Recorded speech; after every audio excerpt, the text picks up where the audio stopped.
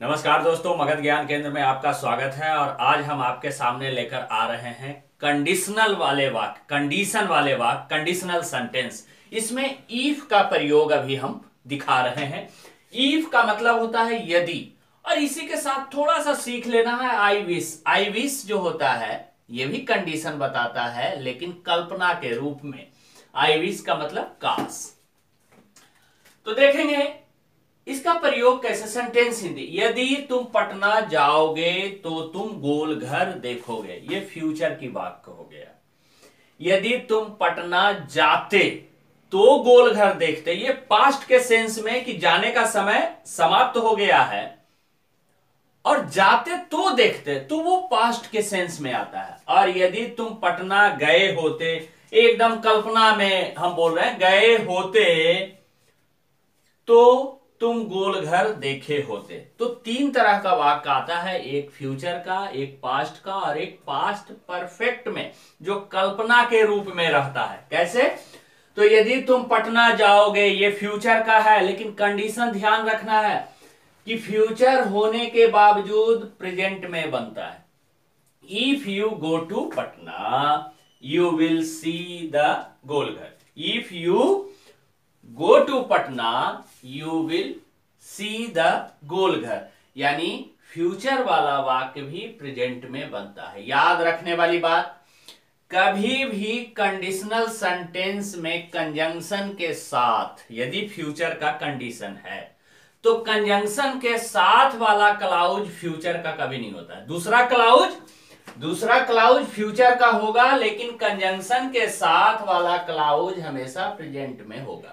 अब आगे देखेंगे, यदि तुम पटना जाते तो तुम गोल घर देखते, तो ये पास्ट में बन जाएगा। If you went to Patna, इधर पास्ट करेंगे तो ये भी विल का पास्ट हो जाएगा, would.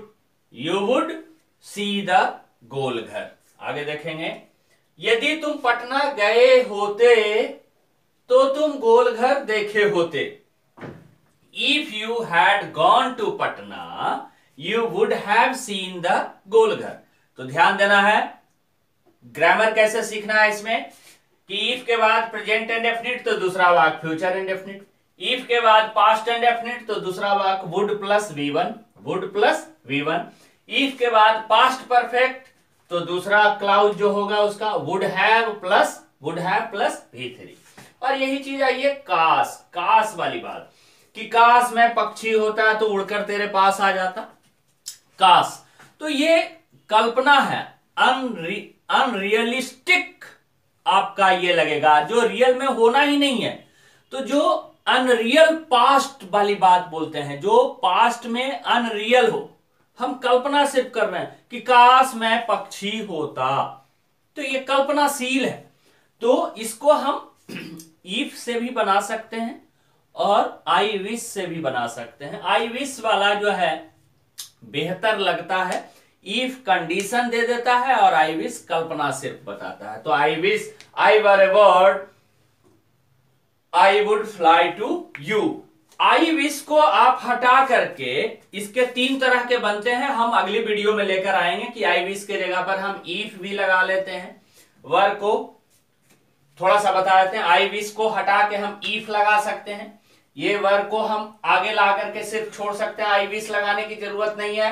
Were I a bird I would fly to you, तो आई विश लगा लीजिए, थोड़ा सा आई विश लगा लीजिए, या आई विश के जगह पर वर का प्रयोग करिए। आई विश को हटा दीजिए, वर को बाहर निकाल लीजिए, तब भी वही अनुवाद बनेगा।